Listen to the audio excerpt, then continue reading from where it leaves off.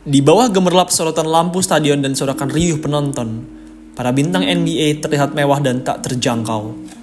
Mereka hidup dalam kemewahan dengan kontrak bernilai jutaan dolar dan menjadi idola bagi jutaan orang di seluruh dunia.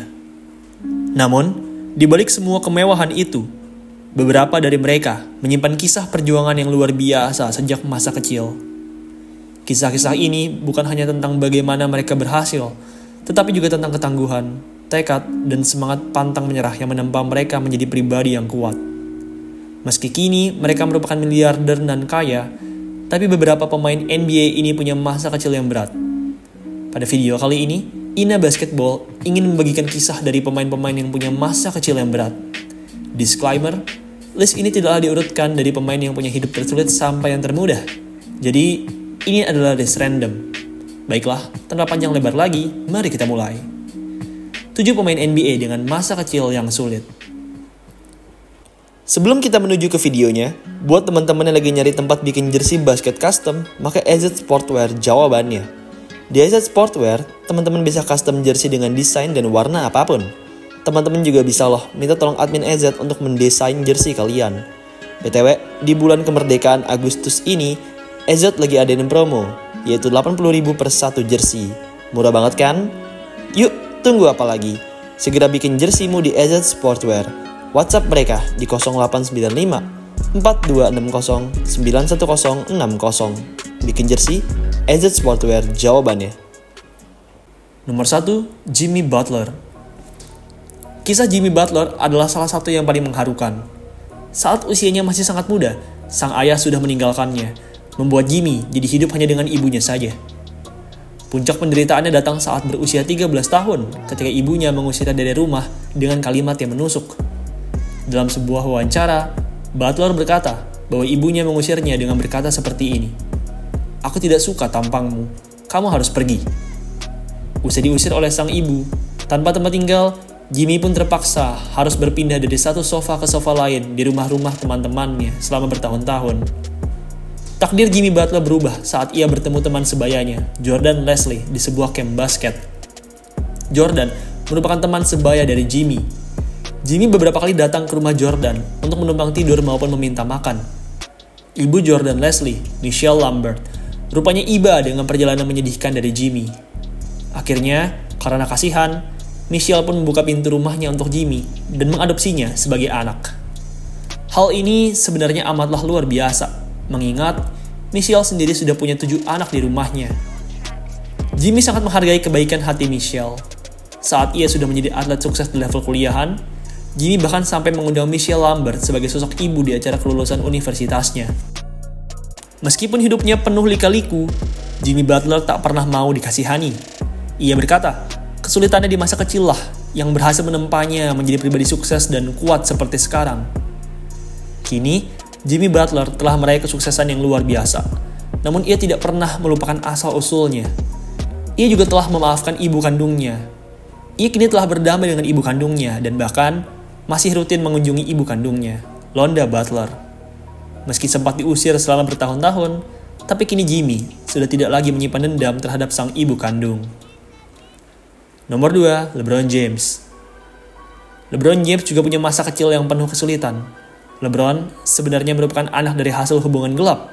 Ia lahir di luar nikah dan bahkan ibunya, Gloria James, melahirkan LeBron di usia 16 tahun. LeBron sendiri sempat tidak mengetahui siapa sosok ayahnya. Begitu juga dengan publik. Selama bertahun-tahun, publik tidak mengetahui siapa sosok di balik ayah LeBron yang misterius. Bagaimanapun, kini kita sudah mengetahui sosok di balik ayah LeBron. Ayah biologisnya adalah Anthony McLellan, seorang pria yang pernah punya hubungan casual dengan Gloria James. Anthony memiliki catatan kriminal yang banyak dan sedari LeBron lahir, ia tidak pernah hadir di hidup LeBron. Akhirnya, LeBron pun saat masih kecil hanya menghabiskan masa kecilnya dengan ibu dan sang nenek. Masa kecil LeBron di Akron diwarnai dengan pindah-pindah apartemen karena sang ibu saat itu masih sangat muda dan kesulitan mendapatkan pekerjaan tetap. Sedari kecil, LeBron sudah harus hidup susah karena terlahir dari single mother muda. Ketidakhadiran sosok ayah diakui LeBron sebagai sesuatu yang menyakitkan. Ia sering bertanya-tanya, mengapa ia tidak memiliki figur ayah? Namun, di sisi lain, ia juga bersyukur karena kondisi itulah yang justru memberinya kekuatan. Pada tahun 2014, ia pernah menulis di media sosial bahwa ketidakhadiran ayahnya lah yang membuatnya menjadi pribadi yang kuat seperti sekarang. Kini, LeBron James telah menjadi pemain all-around terbaik di sepanjang masa. Ia tidak pernah lupa dengan masa lalunya, dan kini ia berusaha memperbaiki keadaan dengan cara menjadi sosok ayah yang luar biasa untuk anak-anaknya. Ia tahu rasanya lahir dan tumbuh tanpa ayah, dan kini ia merupakan ayah terbaik untuk anak-anaknya. Nomor 3, Giannis Antetokounmpo. Kisah Giannis Antetokounmpo dan keluarganya adalah potret nyata dari perjuangan imigran. Orang tuanya, Charles dan Veronica Antetokounmpo, berimigrasi dari Nigeria ke Yunani. Status mereka sebagai imigran membuat mereka tidak bisa mendapatkan pekerjaan tetap dan tanpa pekerjaan, mereka tidak bisa menjadi warga negara Yunani. Sebuah lingkaran setan yang menjebak mereka dalam kemiskinan dan penuh ketakutan. Untuk membantu orang tuanya, sedari SD, Giannis kecil harus bekerja keras sebagai pedagang keliling. Saya selalu keluar rumah, mencoba sebisa mungkin untuk membantu ibu dan ayah saya dengan menjual jam tangan, kacamata, CD, DVD, dan semua yang bisa saya temukan. Kenang Giannis. Giannis dan saudara-saudaranya bahkan harus tidur dalam satu ranjang kecil karena keluarga mereka tidak mampu menyewa apartemen yang lebih besar. Mereka juga seringkali dilanda rasa cemas karena takut diusir karena status imigran ilegal mereka. Meskipun hidup dalam keterbatasan, keluarga Antetokounmpo tetaplah bahagia. Kami mungkin tidak punya banyak uang, tapi setidaknya kami bahagia, ujar Giannis. Ketika kami punya masalah, kami akan berkumpul di ruangan yang sama dan saling tertawa. Meskipun sedang melalui kesulitan, itulah yang membuat kami lebih kuat. Syukurnya, Giannis bisa mengenal olahraga basket di Yunani. Kakaknya, Thanasis Antetokounmpo, merupakan salah satu orang yang mempengaruhinya untuk bermain basket. Saat masih latihan basket dulu, Giannis dan kakaknya pun juga dilanda kesulitan. Karena keterbatasan uang, mereka saat itu hanya bisa membeli satu buah sepatu olahraga dan saat itu, mereka harus berganti-gantian saat sedang bermain. Kini, Giannis dan kakaknya sudah amat sukses. Kesuksesannya juga membawanya mendapatkan kewarganegaraan Yunani. Kini, Giannis sudah hidup nyaman dan tentram. Kini, ia merupakan pemain basket terbaik di sepanjang sejarah Yunani. Nomor 4, Chris Birdman Anderson. Chris Anderson, yang dikenal dengan julukan Birdman, juga memiliki masa lalu yang sulit. Setelah ayahnya meninggalkannya, ia pun kemudian harus hidup dengan seorang ibu saja. Situasi ekonomi yang sulit bahkan sempat membuat Chris sampai-sampai harus tinggal di panti asuhan selama 3 tahun saat ia masih remaja. Selain hidup di garis kemiskinan, ia juga tumbuh di lingkungan yang akrab dengan alkohol dan narkoba. Bagaimanapun, Chris akhirnya berhasil keluar dari jurang tersebut dan menemukan jalan hidupnya melalui basket. Usia menjadi pemain yang kaya, Chris pun kemudian berusaha bounce back dengan membahagiakan ibunya. Bagaimanapun, meski sang ibu tidaklah sempurna dan tidak kaya, tetapi sang ibu tetap berhasil membawa Chris berjuang seorang diri dan mensukseskan Chris Anderson sampai menjadi pemain NBA. Nomor 5, Dennis Rodman. Sejak lahir, Rodman sudah dilanda dengan kesulitan. Ayahnya merupakan seorang tentara Amerika di Perang Vietnam, dan saat Rodman masih bayi, ayah kandungan tersebut meninggalkan Rodman beserta ibunya ke Filipina. Ayah Rodman sendiri bisa dibilang merupakan pria yang gila. Ia berkembang biak ke sana kemari dengan berbagai perempuan. Menurut Dennis Rodman, ada sekitar 20-an anak yang merupakan keturunan dari ayah kandungnya tersebut. Ketidakhadiran sosok ayah memaksa ibunya, Shirley, untuk bekerja serabutan demi menghidupi keluarga. Dalam autobiografinya, Bad As I Wanna Be, Rodman mengungkapkan perasaannya terhadap sang ayah dengan getir. Aku tidak melihat ayahku selama lebih dari 30 tahun, jadi apa yang bisa dirindukan? Aku hanya melihatnya seperti ini. Seorang pria membawaku ke dunia ini. Itu tidak berarti aku punya ayah. Rodman juga sedari kecil hidup dalam kebingungan. Ia tumbuh besar di lingkungan yang didominasi oleh perempuan. Hal tersebut diyakini turut membentuk perspektif dan orientasi seksual Rodman yang unik di kemudian hari. Selain masalah keluarga, Rodman juga merasakan kerasnya hidup dalam kemiskinan. Sebelum menjadi bintang NBA yang flamboyan, ia pernah bekerja sebagai petugas kebersihan di bandara. Saat masih muda, ia tidak pernah terbayang bisa menjadi atlet NBA. Terlebih, saat ia masih muda, ia hanya punya tinggi 160-an cm, amat pendek untuk standar pemain basket. Untungnya, di tengah pekerjaannya sebagai petugas kebersihan tersebut, tiba-tiba saja ia mengalami growth spurt yang ekstrim. Tinggi badannya bertambah drastis, dan setelah itu, ia pun mulai menyeriusi basket.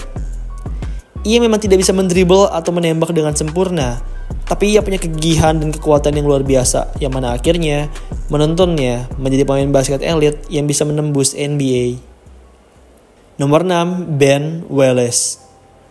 Ben Wallace tumbuh di Whitehall, sebuah kota kecil yang tergolong miskin. Dengan populasi saat ini yang kurang dari 750 jiwa dan tingkat kemiskinan mencapai 37%.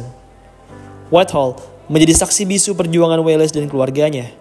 Sebagai anak ke-10 dari 11 bersaudara, Ben Wallace merasakan betul bagaimana sulitnya bertahan hidup dengan keterbatasan ekonomi.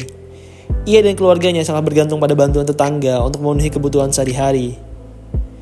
Masa kecil Ben Wallace diwarnai dengan kerja keras. Ia tidak asing dengan pekerjaan di perkebunan kapas dan bahkan juga sambil menjadi tukang cukur rambut untuk menambah penghasilan keluarga. Kondisi serba kekurangan ini menempa mental Ben Wallace menjadi pribadi yang gigih dan pantang menyerah. Bagaimanapun, meski hidup keras dan penuh tantangan, tapi Wallace tetap menghadapinya dengan baik. Pada akhirnya, pekerjaan sebagai tukang kebun dan tukang cukur rambut inilah yang menempanya menjadi seorang pribadi yang kuat. Wallace dikenal sebagai salah satu big man paling mengerikan dan kuat di NBA era 2000-an. Nomor 7, Serge Ibaka. Kisah hidup Serge Ibaka juga diwarnai dengan pengalaman pahit masa kecil. Tumbuh besar di Brazzaville, Republik Kongo, Ibaka harus menghadapi kemiskinan ekstrim dan bahkan menjadi tunawisma pada usia muda. Kehilangan orang tua menjadi pukulan berat dalam hidupnya. Ibunya meninggal dunia ketika ia baru berusia 7 tahun dan ayahnya dipenjara saat ia berusia 12 tahun akibat konflik politik yang melanda negaranya. Sebagai anak ke-15 dari 18 bersaudara, Ibaka harus belajar mandiri dan bertahan hidup di tengah lingkungan yang penuh dengan kekerasan dan ketidakstabilan akibat perang.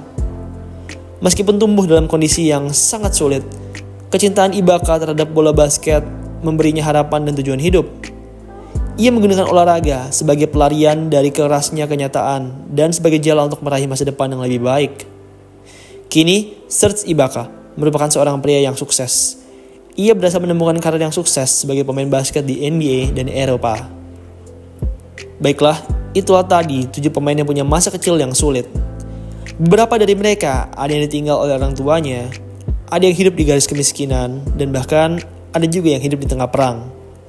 Kesulitan tidaklah menjadi alasan mereka untuk tidak bertumbuh. Sebaliknya, mereka malah berhasil melewati berbagai tantangan tersebut dan menjadi pemain NBA yang sukses.